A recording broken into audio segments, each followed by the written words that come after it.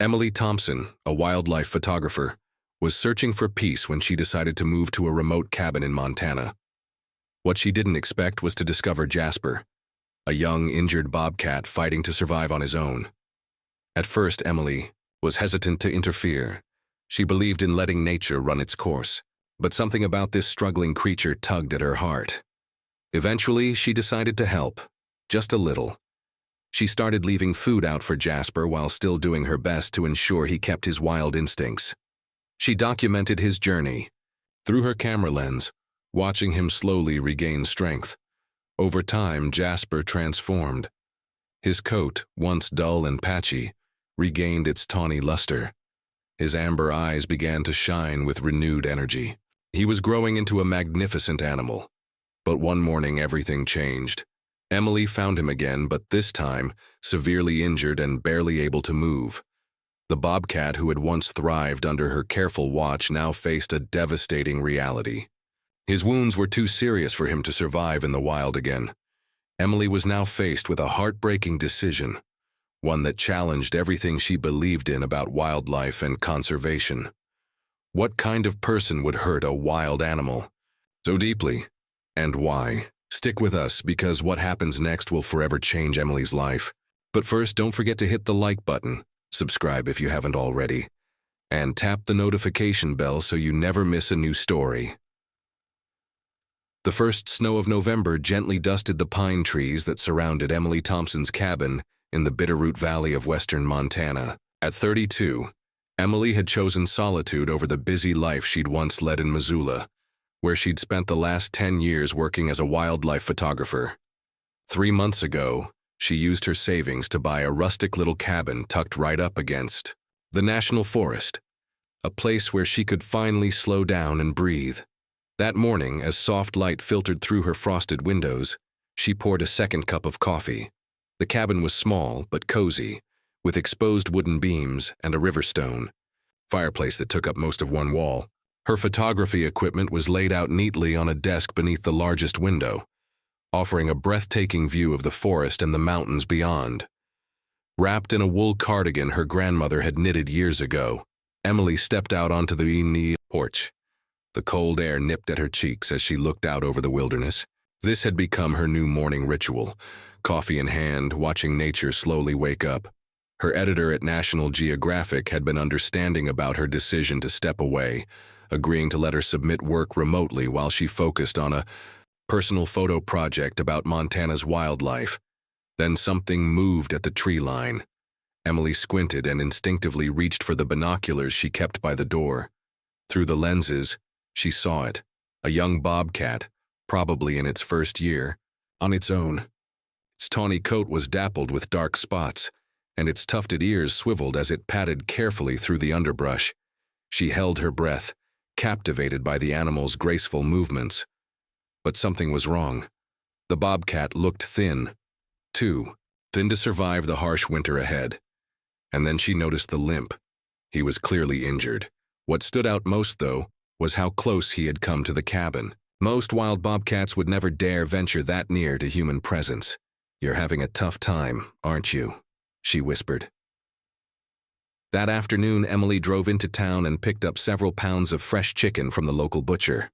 She knew full well that feeding wildlife was discouraged, but she told herself that a short-term helping hand might be all the young animal needed to survive and learn to hunt again. That evening, she left a small portion of the meat near the edge of her property, far enough from the cabin to avoid creating a dependency, but close enough that the bobcat would find it. She also set up a motion-sensitive camera nearby and went back inside. Later, as she reviewed the footage, she smiled. There he was, cautiously approaching the food, sniffing it carefully before tearing into it with quick, hungry bites. "Just until you're stronger," she whispered to the image on her screen. Over the next few days, a quiet routine developed. Every other evening, Emily left food out, each time a little farther into the woods. She wanted to make sure the bobcat didn't get too used to humans. She named him Jasper, inspired by the amber-orange color of his eyes that reminded her of the gemstone. Through her camera lens, she watched his slow transformation. The limp began to fade. His coat became glossy.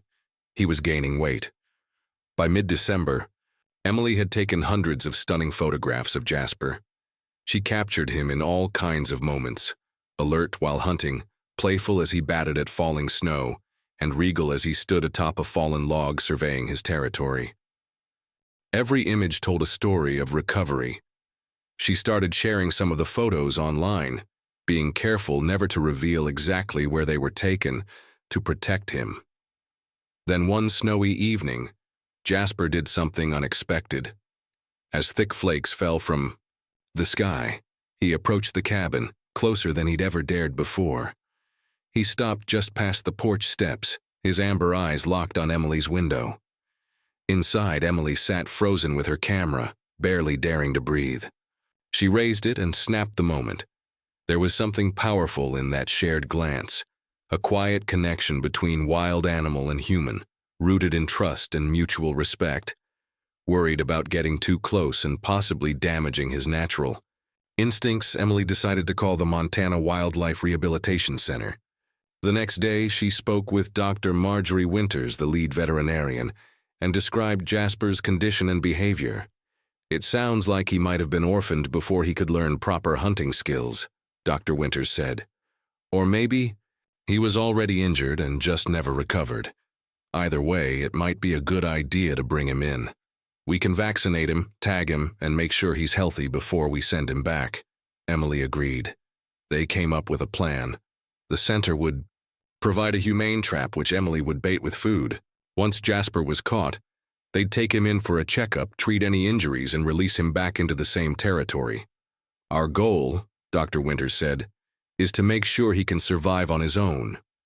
We'll fit him with a small tracker, just so we can keep tabs on him without interfering with his life." And the plan worked.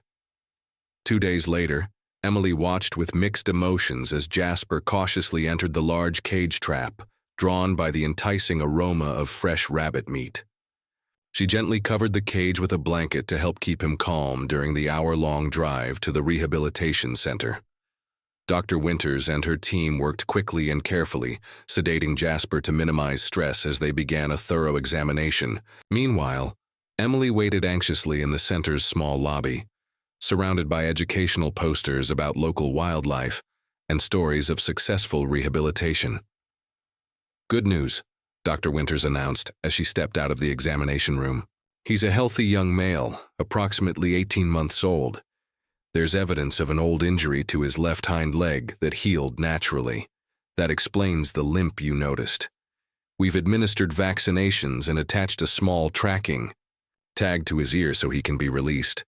"Can he go back into the wild?" Emily asked, hopeful. "Absolutely. He's in excellent condition now, thanks in part to your supplemental feeding," Dr. Winters replied. "But I would recommend gradually reducing that support to ensure he maintains his hunting skills." That afternoon, Emily returned to the forest and released Jasper near the spot where she had first seen him.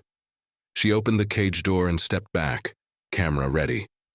Jasper emerged slowly, alert and cautious, surveying the area before he bounded into the forest without a backward glance. Emily smiled through tears, an emotion she hadn't expected to feel so deeply. Throughout January and February, Emily followed Dr. Winters' advice and gradually reduced the frequency of supplemental feeding. Thanks to the tracking tag, she could monitor Jasper's movements and was relieved to see he was hunting successfully and establishing a healthy territory that overlapped slightly with her property. Now and then, she'd catch a glimpse of him through her telephoto lens, documenting his progress from a respectful distance.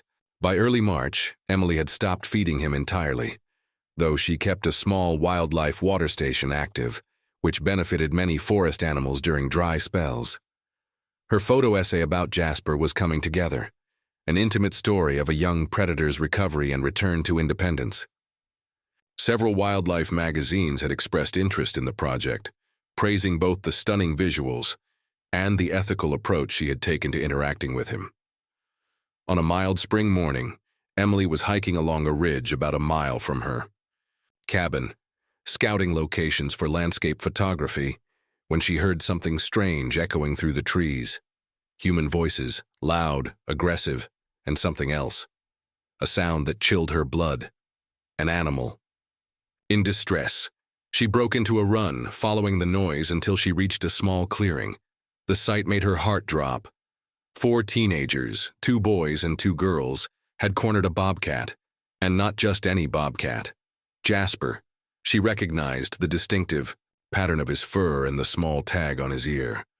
The teens were throwing rocks, swinging sticks, laughing as the terrified animal tried to retreat, limping badly and bleeding from several wounds. "Hey!" Emily shouted, anger overtaking her usual hesitance toward confrontation. "Stop that right now!" The teens froze, startled. One of the boys, tall and wearing a Letterman jacket with the logo of the local high school, stepped forward.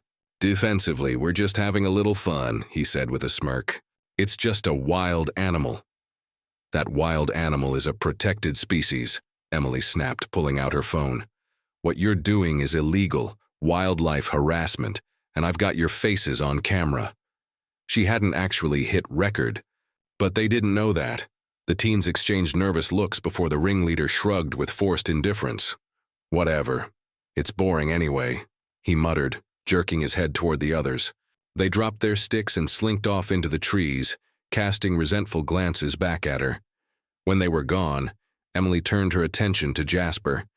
He was crouched at the base of a pine tree, breathing rapidly, one leg twisted at a sickening angle. Blood soaked his flank and matted the fur on his head. Despite his condition, he hissed weakly as she approached, his wild instincts still intact. "Oh, Jasper," Emily whispered, tears burning in her eyes. She called the Rehabilitation center immediately and explained what had happened. "He needs immediate medical attention," Dr. Winters said firmly. "But be very careful approaching him. Injured wild animals are unpredictable, even ones that know you." Emily rushed back to her cabin, grabbed the transport cage, and put on a pair of thick handling gloves. When she returned to the clearing, Jasper hadn't moved, an ominous sign of how severe his injuries really were. Using a blanket as a shield and moving with extreme caution, Emily managed to coax the weakened bobcat into the cage. The drive back to the rehabilitation center felt like it took forever. She kept glancing over at him in the passenger seat, whispering reassurances, even though she knew he couldn't understand. What he had just endured at the hands of humans broke her heart.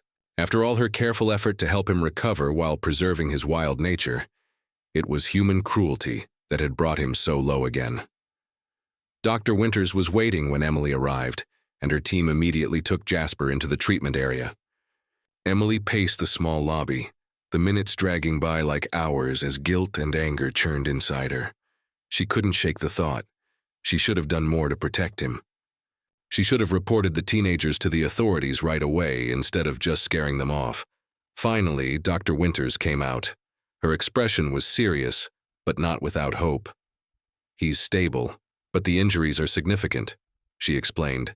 "There's a compound fracture to his right hind leg that will require surgery and a stabilizing plate. He also has several lacerations and a minor concussion." "Will he recover?" Emily asked, her voice tight with emotion. "With proper care, yes, but—" Dr. Winters hesitated. "Emily, recovery will be lengthy, and given the extent of the injury and the rehab he'll need, it's unlikely he could be successfully released back into the wild. His mobility will be compromised." The weight of it all hit Emily like a stone. What happens to him then? "We have connections with several wildlife sanctuaries that provide permanent homes for animals that can't go back to their natural habitats. But I should warn you, the surgery and extended care will be expensive, and our center's resources are limited." Emily nodded, her despair shifting into quiet resolve. "Tell me what he needs. I'll find a way." That evening, Emily launched an online fundraiser. She shared Jasper's story and some of her most compelling photographs, images of him in his element, wild and free. She explained what had happened to him, though she didn't name the teenagers, even though she'd now reported the incident to local conservation officers. She outlined the medical costs and emphasized the need to secure him a permanent sanctuary placement. To her surprise, the response was immediate and overwhelming. Wildlife lovers, conservation groups, and regular people touched by Jasper's story donated generously. Her post went viral, shared thousands of times across social media platforms. By morning, the fundraiser had surpassed its goal, and the donations kept coming. Local media caught wind of the story, and a reporter from the Missoula newspaper interviewed Emily about her bond with Jasper and everything that had led up to his current situation. The article, featuring Emily's breathtaking wildlife photography, drew even more attention and support. "It's not just about one bobcat," Emily told the reporter. "It's about our responsibility toward the wildlife we share this land with, and about teaching the next generation to respect, rather than harm, these creatures." Jasper's surgery went well, though as expected, recovery would take time. Emily visited the Rehabilitation Center every day. She'd sit quietly near his enclosure, sometimes reading aloud from nature books, or simply chatting to him about her day. The staff were struck by how calm he seemed in her presence. Not tame exactly, but tolerantly curious in a way that was rare for a bobcat. "He seems to recognize your voice," Dr. Winters observed one afternoon. "He's calmer when you're here." As the weeks passed, Emily used her photography to document Jasper's recovery, sharing regular updates with the community that had rallied to his cause. The story had touched a nerve. It sparked conversations about wildlife protection and coexisting with nature, especially in rural areas. The local high school even invited Emily to speak about wildlife photography and conservation ethics, an opportunity she embraced fully. By midsummer, Jasper had made incredible progress. The fracture had healed, though he would always walk with a pronounced limp that made hunting in the wild impossible. His once matted fur was now thick and glossy, and his amber eyes were bright and aware again. He had become a symbol of strength and wild beauty, though one who could never again live fully in the wild. Finding a permanent sanctuary for him, however, proved more difficult than Emily expected. Many facilities were at capacity, and caring for a bobcat required specific enclosures and expertise. Emily was adamant. Wherever Jasper went, he had to have space, enrichment, and the dignity due to a wild creature. In August, just as Emily was beginning to worry they wouldn't find a good fit, Dr. Winters called. "I have potentially good news," she said. "The Wild Heart Sanctuary in Oregon heard about Jasper. They've got a natural habitat enclosure that just opened up, and they're interested in giving him a permanent home." Wild Heart Sanctuary had a stellar reputation for ethical sanctuary care. They provided large, naturalistic enclosures and minimized human contact to preserve the animal's wild instincts.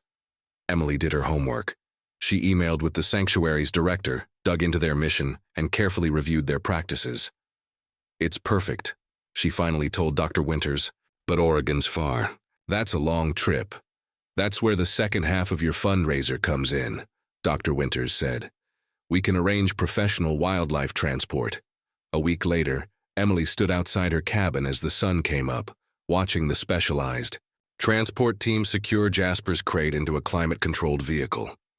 Through the mesh door, Jasper's amber eyes met hers one final time. Watchful, fierce, and wholly wild, even after all he'd been through. "Live well," Emily whispered. The journey to Oregon would take 2 days, with overnight monitoring. Stops to keep him safe and comfortable. Emily wouldn't be there when he was released into his new home, a conscious choice to help him begin his sanctuary life with as little human association as possible. In the days that followed, Emily felt adrift. The cabin felt too quiet. Her days lacked the clear purpose that caring for Jasper had given her. She still took photos, still roamed the woods with her camera, but something inside her felt different, changed in ways she hadn't fully processed yet. Then an email arrived from Wild Heart Sanctuary. Attached were several photos of Jasper, exploring his new enclosure, 5 beautiful acres of woodland and rock. The email from Wild Heart Sanctuary came just when Emily needed it most. Attached were several photographs of Jasper exploring his new home, 5 full acres of woodland, rocks, and climbing structures, all safely enclosed but designed to mimic the kind of wild terrain he'd once called home. The staff had honored Emily's request to minimize human interaction. They observed from a distance, quietly documenting how he adapted. "He's settling in remarkably well," the sanctuary director wrote, "and his story has inspired us. We're developing an educational program about human-wildlife conflict and conservation. With your permission, we'd love to include your photos and his journey as part of that." That evening, Emily sat on her porch, the Montana sunset casting warm tones across the sky, colors that reminded her of Jasper's tawny coat. A sense of clarity settled in. She opened her laptop and began drafting a reply, finally putting into words an idea that had been growing since the day Jasper left. 6 months later, Emily stood in front of a small group of visitors at Wildheart Sanctuary. A selection of her photographs lined the pathway to the Bobcat habitat, large, weatherproof panels telling Jasper's story through her lens. As the sanctuary's first-ever artist-in-residence, she now split her time between Montana and Oregon, capturing the lives of Wildheart's animal residents and creating educational materials that helped people form real, emotional connections to their stories. From a discreet viewing blind, guests could sometimes catch sight of Jasper as he moved through his territory. He was strong now, muscular, confident, even with the permanent limp that reminded everyone of what he'd survived. He remained wild in every way that mattered. He hunted the prey sanctuary staff carefully placed for him. He marked his space. He ignored the people watching from afar, unless they got too close. The most important thing to understand about animals like Jasper, Emily told the group, is that we owe them our respect, and especially for their wildness, even when we have to step in to care for them. She paused, looking toward the rocky outcropping where Jasper had just appeared, surveying his domain like a quiet king. The visitors gasped softly and lifted their phones and cameras. Emily smiled, recognizing the gleam in his amber eyes, the same eyes that had watched her from the edge of the forest so many months ago. As the crowd moved on, one teenage girl stayed behind. She hung back a moment, then stepped forward, her voice soft. "I was one of them," she said. "One of the kids who hurt him. I just wanted to say I'm sorry." Emily's heart tightened. She looked at the girl more closely and realized she did recognize her from that awful day in the woods. "What made you come here?" Emily asked, keeping her voice calm. "Your photos," the girl said. "The story. It was everywhere, and they showed it during an assembly at our school. About wildlife and conservation." The girl hesitated, then met Emily's eyes. Her own were glassy with unshed tears. "I didn't think of him as a real living thing that day. He was just something to mess with. But after seeing what happened, seeing how many people cared about him, it changed everything. I know how wrong we were." Emily nodded slowly. "Jasper paid a high price for that lesson." "I know," the girl whispered. "I'm working at the local animal shelter now. I want to study wildlife biology in college. I want to help fix things, not destroy them." As the girl walked away, Emily turned back to the habitat. Jasper had settled into a patch of dappled sunlight, grooming himself with slow, deliberate movements, the kind of fussiness all cats seem to share. But there was poetry in this moment, one that only someone like Emily could truly appreciate. The injured becoming whole again, in a different way. The one who caused harm, finding a path to healing. She lifted her camera and framed the perfect shot. Jasper relaxed in his sanctuary. That image would be part of the education materials being created for schools all across the region. A story of harm and healing, wildness and care, separation and connection. In the end, Emily realized, it wasn't just a story about a girl feeding a bobcat. It was a story about humanity's complicated relationship with the wild, about our capacity for thoughtless destruction, yes, but also for deep, extraordinary compassion, and the need to nurture the latter, while learning to restrain the former. Jasper's journey, from a wounded wild creature to a powerful ambassador for his kind, embodied all of it. As the sun dipped toward the horizon, casting a golden glow over Jasper's coat, Emily captured One last image for the day. In it, the Bobcat looked straight into her camera, amber eyes glowing, wild, dignified, utterly himself.